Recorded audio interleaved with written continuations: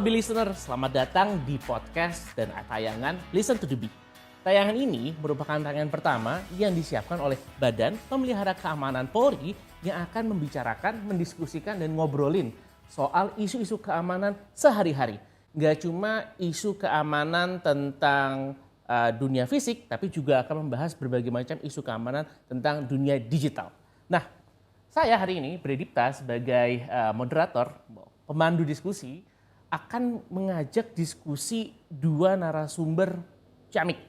Yang satu adalah Bapak Arief Sulistianto, Komjen Pol Arief Sulistianto, Kepala Baharkam Polri, dan Bapak Gildas Theograt yang merupakan praktisi IT. Hari ini kita akan membahas isu keamanan cyber yang lagi rame nih. Apalagi saya yakin Be Listener semua pasti mendengar berbagai macam isu tentang peretasan, kemudian kebocoran data, dan baru-baru ini ada peluncuran atau pengesahan Undang-Undang Perlindungan Data Pribadi di DPR.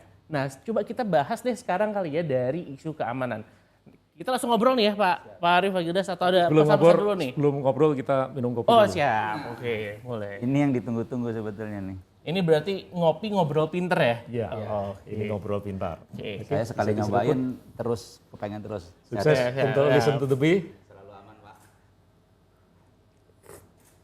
Oke Pak, ini kita udah ngopi nih, kita udah melek sekarang. Nah sekarang boleh nggak Pak cerita atau share dulu deh tanggapan dari Polri sendiri tentang isu yang lagi rame belakangan ini. Ya. Biar nggak cuma kita yang melek, tapi juga pendengar dan penonton yang melek.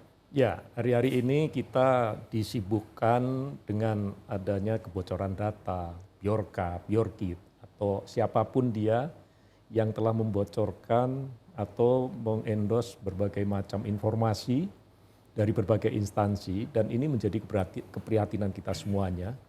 Tapi di balik itu semua kita harus bisa mengambil satu pelajaran penting di dalam kehidupan kita. Apa pelajaran pentingnya? Kita harus sadar bahwa sekarang ini landscape kehidupan kita sudah berubah bila dibandingkan 10 atau 20 tahun yang lalu. Dengan adanya perkembangan teknologi informasi. Sekarang sudah ada Internet of Things. Semua kehidupan sekarang didukung dengan teknologi informasi, dengan internet. Apa saja semuanya, bahkan ibu-ibu yang belanja dari rumah pun tidak perlu ke mall, cukup online, sehingga ketika pesanannya datang langsung teriak-teriak paket. Nah, kita tidak perlu ke mall. Ini adalah sebuah perubahan yang harus disadari oleh sebuah masyarakat, yang tentu juga harus disikapi dengan cepat oleh Kepolisian Republik Indonesia yang diberikan tanggung jawab oleh negara untuk memelihara keamanan. 10-20 tahun yang lalu kita akan menghadapi satu keamanan yang ada di alam nyata. Tetapi dengan adanya Internet of Things ini, maka kita akan dihadapkan satu alam baru yang disebut dengan alam maya atau cyberspace, yang bahayanya mungkin lebih berbahaya daripada di alam nyata, karena ini tidak terlihat. Adanya di depan komputer, ada nih di gadget-gadget kita, tidak lagi patroli hanya di alam nyata, patroli di tempat rawan yang bisa dilihat, tetapi juga melakukan patroli di dunia cyber. Kemudian yang kedua, strategi operasinya bagaimana? Tetap seperti strategi operasi di alam nyata, strategi preemptif dan preventif, melakukan edukasi kepada masyarakat bagaimana menggunakan internet, bagaimana berinteraksi di dunia maya, kemudian bagaimana strategi pencegahannya, mencegah jangan sampai masyarakat ini melakukan pelanggaran, jangan sampai masyarakat menjadi korban dari interaksi yang ada di dunia maya. Contoh saja, sekarang ibu-ibu atau adik-adik punya akun di Facebook masing-masing. Ketika Lebaran akan mudik, langsung membuat posting di akunnya, mau berangkat mudik, semua keluarga mudik. Ini kan diketahui oleh orang, sehingga tahu para penjahat ini akan bahwa pemilik rumah akan mudik, rumahnya kosong, nah besok digarong. Di dalam Undang-Undang Nomor 2 Tahun 2002, tugas kepolisian adalah melindungi, mengayomi, dan melayani masyarakat, memelihara keamanan dan ketertiban masyarakat, dan melakukan penegakan hukum. Tugas-tugas di luar penegakan hukum, tugas yang dibebankan kepada Badan Pemelihara Keamanan. Jadi di kepolisian itu ada dua bentuk penugasan, uniform police dan ununiform police. Uniform police itu ada pada Baharkam, ada petugas Sabara, petugas Bimas, pengamanan objek vital, dan Polair, staf polisi udara, semuanya berseragam. Yang ununiform itu di Badan Intelijen Keamanan dan Badan Reserse Kriminal dan seluruh jajaran di bawahnya. Di dalam pemeliharaan keamanan ketitipan masyarakat yang menjadi tugas Baharkam, maka Baharkam memiliki satu misi yang dirumuskan di dalam semboyannya Fikfapa Brahmagola. Perlindungan menyeluruh terhadap alam semesta. Nah, bicara alam semesta, maka kita akan bicara alam dan seluruh isinya. Apa yang ada di langit, apa yang di atas bumi, dan apa yang ada di bawah bumi. Dan di antara keduanya, apa di antara keduanya? Ini cyberspace ini yang juga harus disadari ini merupakan satu realita baru. Oke, thank you nih Pak Arief. Kita geser ya ke Pak Gildas. Pak Gildas, tanggapannya apa nih tadi yang disampaikan Pak Arief dan kejadian-kejadian yang baru-baru belakangan ini terjadi? Kalau dulu penjahat konvensional muter-muter naik motor gitu ya, nyari rumah kosong. Sekarang mereka nyari rumah kosong di dunia maya. Kemudian banyak kejahatan lain yang tidak disadari. Tadi waktu kita ngobrol-ngobrol kan, kalau di dunia nyata orang tua lahir lebih dulu, orang tua yang mengedukasi anaknya, cara beretika, hukum dan lain-lain, cara aman hidup di dunia nyata. Tapi kalau di dunia maya, 10 tahun terakhir atau 15 tahun terakhir, anak yang melahirkan orang tuanya di dunia maya, dalam artian dia membuatkan akunnya, cara menggunakannya, cara beretika, jadi yang mengedukasi orang tua anak-anak. Sehingga kita tidak heran banyak perilaku orang tua di dunia maya seperti anak-anak. Kalau kita ketemu fisik sangat sopan gitu ya, tapi begitu dunia maya bisa berbeda sama sekali. Cara kita hidup aman di dunia maya sebetulnya sangat sederhana dari sisi mindset. Di copy paste saja konsep keamanan di dunia nyata ke dalam dunia maya, sesederhana itu, apapun itu. Memang bedanya kalau di dunia nyata kita terbatas ruang dan waktu. Kalau di dunia maya tiba-tiba kita harus hidup di dunia yang satuannya milidetik. Di situ yang kita tidak siap. Kita hidup di dunia yang tidak ada batasan ruang gitu ya. Kita seolah-olah bisa berinteraksi langsung dengan orang yang ada ribuan kilometer seperti kita bertemu dekat saat ini. Termasuk nanti sebentar lagi kita akan masuk ke metaverse. Dampaknya itu secara psikologis yang sudah terjadi gitu ya, kaitan dengan pelecehan seksual. Jadi ada banyak cukup kasusnya orang, terutama perempuan gitu ya, masuk ke metaverse, avatarnya itu di abuse, di tanda kutip diperkosa rame-rame gitu, di dunia maya. Tapi karena sudah imersif, sudah seolah-olah real, begitu dia keluar dari kehidupan metaverse-nya, keluar dari avatarnya, ya dampak psikologisnya itu dia tetap merasakan. Dan kalau kita bicara di dunia nyata perkosaan secara fisik, kalau mungkin luka fisik ya 2 minggu sebulan mungkin sudah recover, tapi yang jadi masalah kan luka batin, dan itu sama persis. Jadi ya kita sebagai yang tanda kutip orang tua harus berhati-hati juga nih dengan anak-anak kita waktu mulai masuk ke metaverse, dan seringkali orang tua ketinggalan. Saya pun yang tanda kutip 25-30 tahun lalu hidup di dunia ini fokus di bidang keamanan, seringkali ketinggalan dengan anak-anak gitu ya, karena mereka punya waktu lebih banyak untuk main game dan lain-lain. Kalau kita kan nggak lebih banyak fokus di pekerjaan. Oke. Pak Gildas, dikit, saya masuk dikit ya Pak. Tadi dari respon Pak Gildas itu ada 2 kata-kata yang kayaknya bisa di-highlight, edukasi dan resiko.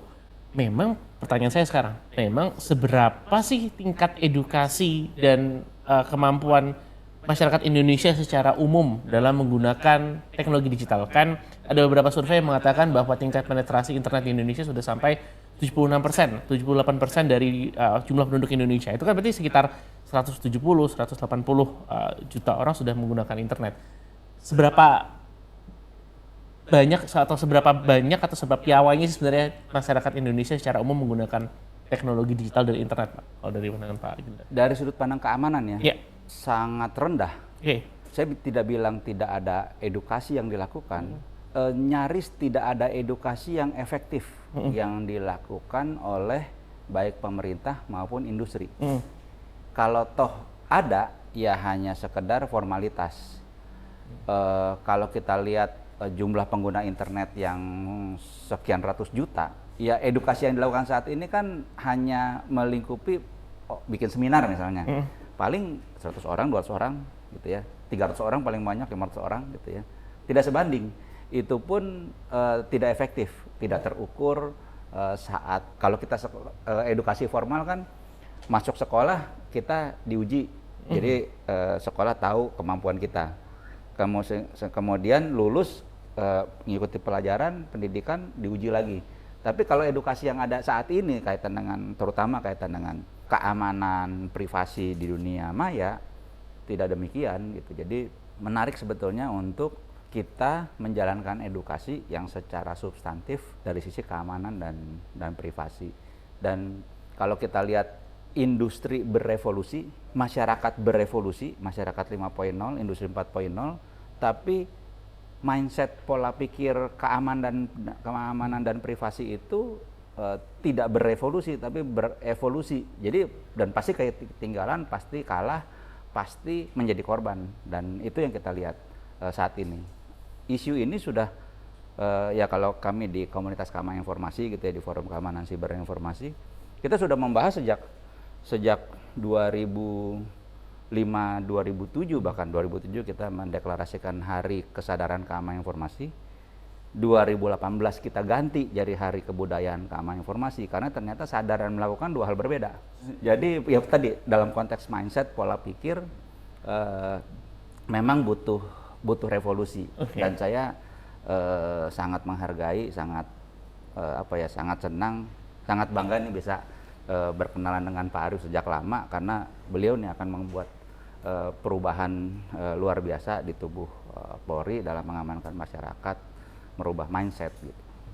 Tapi PR-nya besar ya Pak. Ya. Jadi kalau saya boleh nyambung masalah edukasi. Oke, pas nih. Edukasi bagi kepolisian sebetulnya justru lebih berat.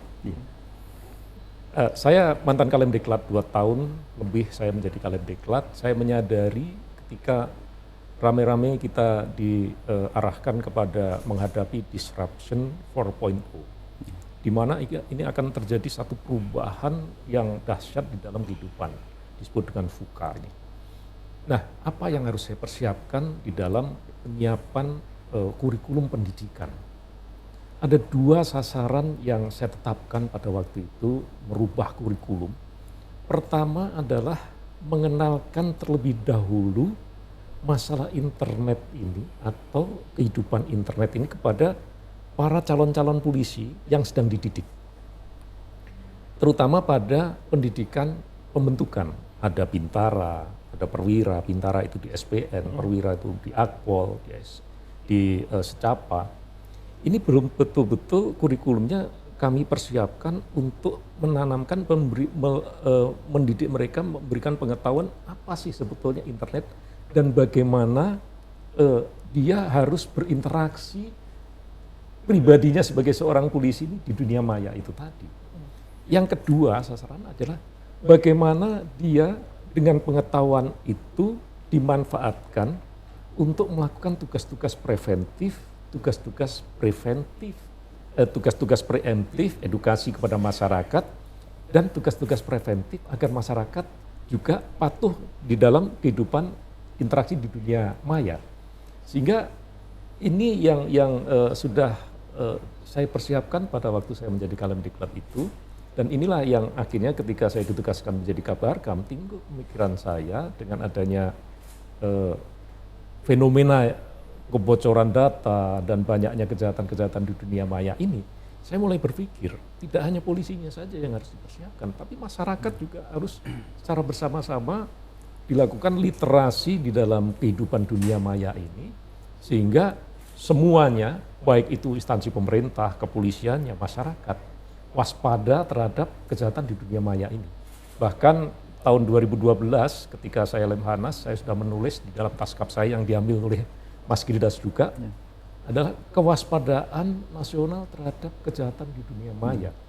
Sehingga saya sarankan pada waktu itu, kalau selama ini di TNI itu ada 3 matra darat, laut, udara yang di dunia maya, saya menyarankan harus ada satu lagi matra dunia maya, Cyber Army, yang isinya adalah pakar-pakar, ahli-ahli teknologi informasi yang di dalam rekrutmennya berbeda dengan merekrut untuk yang di dunia nyata ini.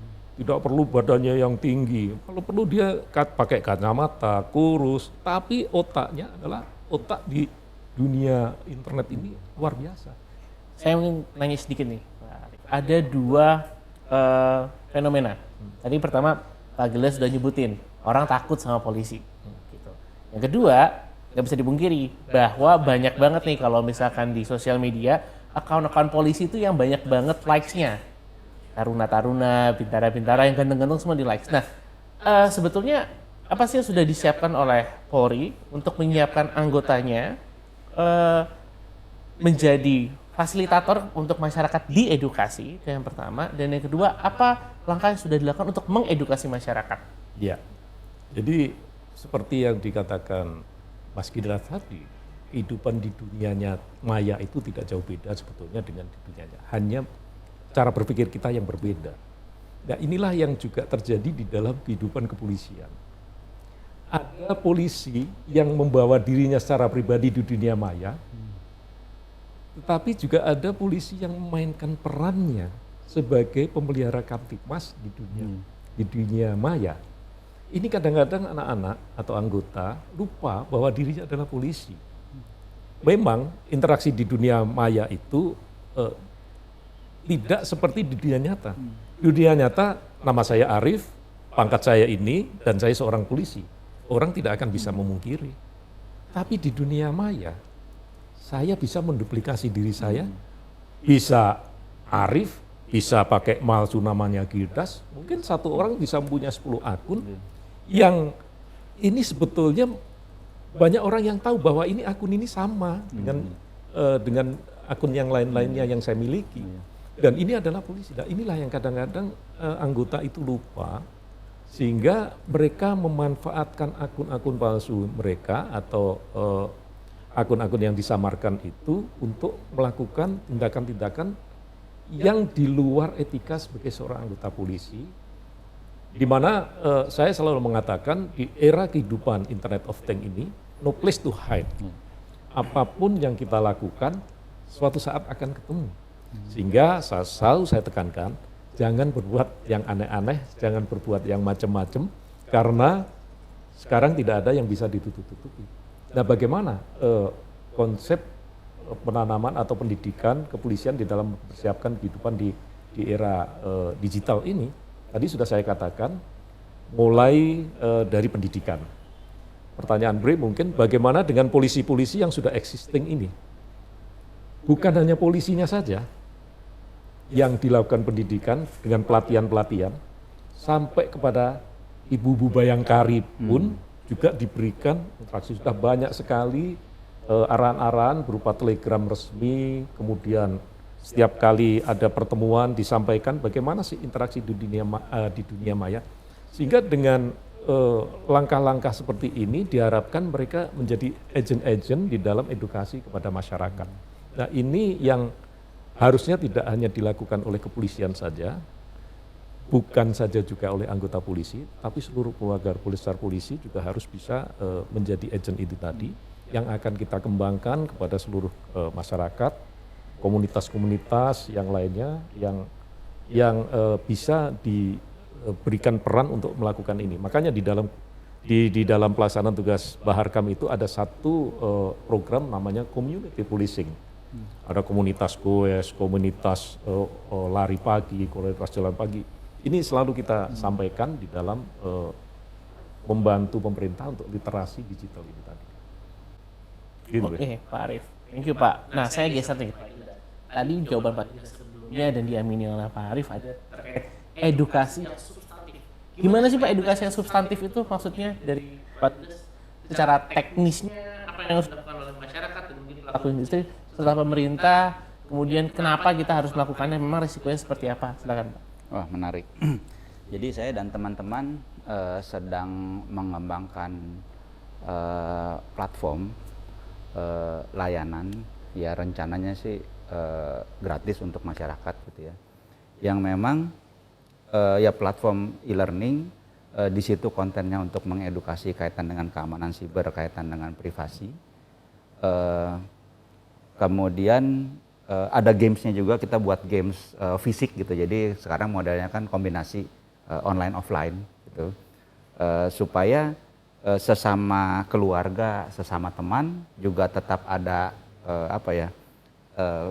aktivitas fisik yang terkait dengan perubahan pola pikir, keamanan dan privasi di dunia maya. Saya bawa contoh gamenya itu masih prototipe. Nah, kemudian secara platform saat orang pertama kali ikut tanda kutip ujian online akan ada evaluasinya. Jadi kalau dia menjawabnya A benar, ya ada penjelasannya. Karena bisa jadi orang menjawab A benar karena nebak atau punya pola pikir yang berbeda-beda, akan ada penjelasannya. Salah pun akan ada penjelasannya. Kalau sampai skor tertentu misalnya 70, ya dia akan dinyatakan lulus, akan dapat sertifikat elektroniknya. Ya, bentuk elektronik maksudnya, bukan digital certificate ya, tapi sertifikat berbentuk elektronik. Jadi setiap orang, setiap netizen di Indonesia bisa ikut gratis, punya bukti kalau dia sudah ikut program edukasi kaitan dengan keamanan dan privasi, topiknya apa saja. Dan itu kami harapkan bisa jadi modal mereka juga saat melamar jadi karyawan atau mendaftar ke kepolisian, ke TNI. Paling tidak mereka sudah punya modal basic yang teruji gitu. Dan sehingga terukur juga. Menurut kami itu akan efektif karena kan kami sering juga diminta membuat program cyber security awareness program untuk banyak perusahaan nasional, multinasional, perbankan, migas, kementerian lembaga gitu ya. Beberapa kami terapkan model seperti itu dan berhasil merevolusi pola pikir ekosistem di satu institusi itu secara efektif gitu. Jadi nah dengan pengalaman kami sekian puluh tahun, sekarang itu kami packaging, akan kami rilis ke masyarakat. Ya semoga mendapat dukungan dari Pak Arief nih Pak, ya. Dari kementerian lembaga lain, dari Kominfo dan BSSN atau yang lainnya. Karena menurut kami ya ini bagian dari kontribusi kami sebagai masyarakat mendukung pemerintah supaya kita sama-sama bisa hidup aman. Karena ya konsepnya tanda kutip plesetannya itu mensana in corpore sano. Problemnya di sana, di orang lain, yang jadi korban saya di sono gitu. Kalau anak dan istri saya kesadaran keamanan siber informasi dan privasinya rendah, ya percuma saya juga akan menjadi korban karena misalnya dia ketipu kan uang kita juga gitu ya. Jadi ya satu ekosistem kecil keluarga harus aman, harus saling mengedukasi, di perusahaan, di organisasi, di institusi juga harus begitu sampai satu titik keseluruhan masyarakat. Jadi ya cara kita mengedukasi pun menurut saya sudah harus direvolusi juga gitu, bukan dengan cara 3.0 yang seminar online setelah itu bubar, apalagi seminar fisik dan seterusnya. Bagaimana itu bisa dilakukan dengan anggaran terbatas tapi masif gitu, yang mesti diedukasikan ratusan juta masyarakat nih gitu. Ada beberapa contoh yang sangat tragis yang kalau kita lihat, misalnya nih saya senang untuk ke daerah pedalaman gitu ya, dan masyarakat di daerah terpencil itu ya karena edukasinya rendah, mereka menukar hasil bumi setelah bercocok tanam 6 bulan hanya untuk dapat satu gadget supaya bisa nonton video porno. Di daerahnya nggak ada listrik, jadi begitu pulang baterainya habis, lowbat, udah nggak dipakai lagi oleh dia. Jadi itu salah satu contoh kecil. Belum lagi kalau kita bicara perang informasi, di mana kita saja yang di tanda kutip di daerah yang maju, yang tingkat pendidikan formalnya relatif tinggi, S1, S2, S3 gitu ya, itu pun masih seringkali tertipu, termanipulasi oleh informasi yang beredar di dunia maya, apalagi di daerah tertinggal yang tingkat pendidikannya rendah. Dan kita akan memasuki tahun panas 2024 yang jika tidak sejak saat ini, istilah Pak Arief tadi preemptif dan preventif, kita akan ada di era perang informasi yang berbeda nih 2024. Yang selalu saya angkat mungkin di 3-4 tahun terakhir ini kaitan dengan deepfake. Jadi saya bisa membuat video dengan muka Pak Arief, ekspresi Pak Arief, warna suara Pak Arief, even di satu titik Pak Arief juga bingung nih, saya nggak pernah nih ngomong begini gitu, tapi kok ada ya gitu ya. Kalau kemudian video tadi kontennya bertentangan dengan hukum atau yang lainnya gitu ya, itu jadi heboh-hebohan tuh. Ya.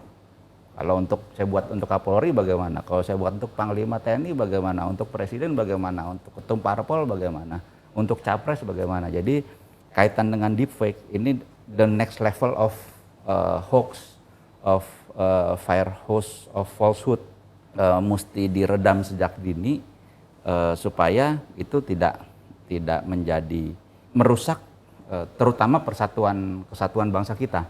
Waktu kita bicara Pilpres sudah pasti di semua negara asing pasti bermain. Kalau kita lihat mungkin polarisasinya, saya berharap ya tidak separah waktu kemarin 2019. Jangan lengah lah gitu. Rasa aman berbahaya, rasa aman membuat kita lengah. Jadi sebaiknya sejak sekarang kita sudah mengedukasi juga kaitan masyarakat dalam konteks tanda kutip perang informasi. Agak berat memang, tapi menurut saya suka atau tidak suka itu harus dilakukan. 4-5 tahun sebelum Arab Spring muncul itu saya sempat diajak oleh salah satu pihak untuk menegakkan demokrasi di Timur Tengah lah dan seterusnya. Sempat dijelaskan juga metodologinya bagaimana. Tapi saya bilang enggak lah, saya pulang dari Prancis ke Indonesia untuk Indonesia, saya bilang. Jadi passion saya bukan di situ. Nah sehingga waktu terjadi Arab Spring, ya pattern itu memang terjadi. Di Indonesia juga 2017, 18, 19 pattern itu terjadi. Tapi ya sekali lagi ya karena memang kebinekaan bangsa kita juga rajin-rajin berdoa gitu. Jadi memang tangan Tuhan adalah melindungi supaya kita, kalau enggak kita nyaris loh seperti di Suriah gitu ya. Dan di 2024 jadi PR besar nih buat Baharkam gitu ya Pak. Supaya memang kita bisa menjalani demokrasi sebagai pesta gitu. Dengan bahagialah gitu, dengan sukacita gitu. Polisi sendiri nih Pak, langkah apa sih yang kira-kira akan perlu dilakukan, apalagi menyongsong tahun yang akan makin panas, kalau ngutip Gildas tadi? Ya, kita tahu bahwa di dalam pengelolaan atau penggunaan internet itu ada 3 unsur utama. Pertama adalah hardware-nya, yang kedua software-nya, dan yang ketiga adalah humanware-nya. Ini perlu landasan moralitas yang cukup kuat di dalam pengadaan barang-barang ini. Apakah hardware-nya? Cari hardware yang memang handal, yang bagus. Kalau yang bagus mahal, ya disiapkan barangnya mahal. Kalau sudah disiapkan anggarannya yang mahal, dibelikan yang mahal juga. Jangan anggarannya mahal, dibelikan yang murah. Software juga harus software yang handal. Bukan hanya aplikasinya saja, tapi juga sistem security-nya, firewall-nya yang mahal, yang bagus, yang berkualitas, yang tidak mudah ditembus. Kembali lagi moralitas. Jangan anggarannya mahal untuk software yang mahal, tetapi dibelikan yang mudah ditembus. Yang ketiga adalah manusianya, yang kita bahas dari tadi. Unsur manusia ini juga sangat penting. Sehingga ketika hardware-nya berkualitas, handal, software-nya juga berkualitas, sistem security ini berkualitas, manusianya diedukasi dengan baik, maka ini setidaknya sudah bisa mencegah terjadinya kejahatan-kejahatan di dalam penggunaan interaksi di dunia maya. Nah, bagaimana kepolisian mempersiapkan itu semuanya? Tadi di dalam penyiapan 3 unsur ini juga kita ikut melakukan pengawasan, penegakan hukum dan lain sebagainya. Melakukan edukasi, bekerjasama di dalam program-program pendidikan di kepolisian itu sendiri, kerjasama dengan stakeholder yang lain, juga memberikan edukasi kepada masyarakat. Banyak hal yang bisa dilakukan oleh kepolisian melalui jalur-jalur fungsi-fungsi kepolisian. Ketika ada seseorang akan mencari atau aplikasi SIM untuk menulis SIM, mengurus STNK, dan semua bentuk pelayanan kepolisian itu bisa dimasuki dengan memberikan edukasi walaupun tidak in-house training, ya. Tapi setidaknya itu menjadi kampanye sadar digital, menjadi kampanye bagi kami. Tetapi polisinya kan harus paham dulu. Nah, inilah yang juga menjadi tugas dari organisasi atau institusi polisi untuk mempersiapkan ini semuanya, sehingga polisi tidak bekerja sendiri, polisi juga harus kreatif, membangun kreativitasnya untuk menjaga bukan hanya di alam nyata saja, tapi dunia maya ini betul-betul kita jaga, jangan sampai dimanfaatkan untuk melakukan kejahatan-kejahatan yang lebih dahsyat dampaknya. Oke, makasih Pak Arief. Saya geser Pak Gildas. Tadi kan sudah dijelaskan nih strategi makronya. Kalau saya mau nanya ke Pak Gildas nih, kita sebagai individual nih, apa yang harus dilakukan Pak? Tips dan triknya nih mungkin untuk mengamankan security posture kita nih, keamanan digital individual. Pertanyaan sederhana nih, tapi bagaimana menjelaskan secara umum dan tidak terlalu teknis gitu ya. Kita selalu diberitahu PIN harus sering diganti. Nah, tips sederhana misalnya gini, kartu ATM saya ada beberapa, PIN-nya semua berbeda-beda. Memori saya tuh tanda kutip KW4 terbatas, cetakan tahun dulu lah ya, nggak kapasitas rendah, sering lupa gitu. Caranya bagaimana ya, saya membuat formula di kepala saya. Jadi misalnya kalau PIN 6 digit, yang saya ingat 3 digit di awalnya saja. 3 digit terakhir itu ya saya buat dari misalnya angka yang ada di kartu tersebut gitu ya. Anggaplah misalnya 3 digit ini tahun ini saya ambil 1 digit di depan, 1 digit kan dia kalau kartu tuh biasanya 4 kali 4 gitu ya, 16. Ya. Jadi 111 udah. Jadi saya kalau ditanya PIN saya apa, saya nggak ingat. Saya mesti lihat kartunya. Gitu. Saya hanya ingat sebagian. Kalau saya ganti ya berarti ganti semua. Password juga demikian. Jadi di kepala saya hanya ada formula. Kalau ditanya passwordnya apa, saya nggak tahu. Itu salah satu tips. Nah, tips yang lain yang paling penting menurut saya, kalau ada peringatan keamanan waktu kita sedang mengakses, kita hidup di dunia maya, jangan sekali-sekali diabaikan. Di 2010 kami buat riset kaitan dengan keamanan internet banking. Seberapa sulit atau seberapa mudah sih meretas, gitu ya? Menjadi sangat mudah diretas karena ya satu, memang secara sistem keamanannya hanya separuh, gitu ya. Kalau kita bicara mata rantai, kelihatannya rantai besar, gembok besar, tapi di sebagian titiknya itu tali plastik. Jadi keamanannya, kekuatannya tali plastik. Itu secara sistem sampai sekarang. Tapi di sisi lain, di sisi pengguna orang, 99,9% pengguna, bahkan sistem administrator, bahkan firewall administrator, security system administrator, kalau ketemu security warning, itu dia kliknya accept, dia kliknya continue. Dan itu sangat berbahaya. Itu mereset seluruh security arsitektur yang kompleks dan mahal menjadi nyaris nol. Hanya sesederhana single click, tapi kemudian merusak seluruh security system. Sayangnya memang kebiasaan itu terbangun atau tanda kutip dibangun oleh penyedia solusi keamanan cyber. Di seluruh security administrator guide yang pernah saya baca dari sekian banyak produk, itu selalu ada tuh untuk si adminnya. Kalau ketemu security warning, kliknya continue. Sehingga si security admin yang kemudian dalam perjalanan karirnya di satu titik menjadi di level pengambil keputusan, dia juga berpikir itu hal yang wajar. Sehingga masih banyak bahkan sistem di internal perusahaan, termasuk di industri perbankan, masih banyak yang modalnya begitu, ketemu sekuritinya klik continue. Yang penting cepat selesai lewat aja gitu kali ya. Memang mengabaikan, sudah jelas-jelas peringatan keamanan. Kadang-kadang kita nggak mau baca yang tulisannya kecil-kecil, banyak gitu kan. Itu lebih parah lagi, Pak. Accept aja gitu. Betul, itu lebih parah lagi, betul. Kalau kita di dunia nyata kan anggaplah ya, saya suka pakai ilustrasi, kita naik mobil, turun gunung, kiri kanan jurang. Peringatan keamanan, jembatan di depan rubuh. Lanjutkan, hanya orang gila yang melanjutkan. Kalau di dunia maya, peringatan keamanan, lanjutkan, 99,99% orang melanjutkan. Iya. Bahwa kita saat ini sudah berada di dunia yang berbeda dengan 10-20 tahun yang lalu. Kita berada di alam nyata dan di alam maya yang semuanya bisa cepat diketahui oleh semua orang. Sehingga ini harus kita manfaatkan untuk kebaikan.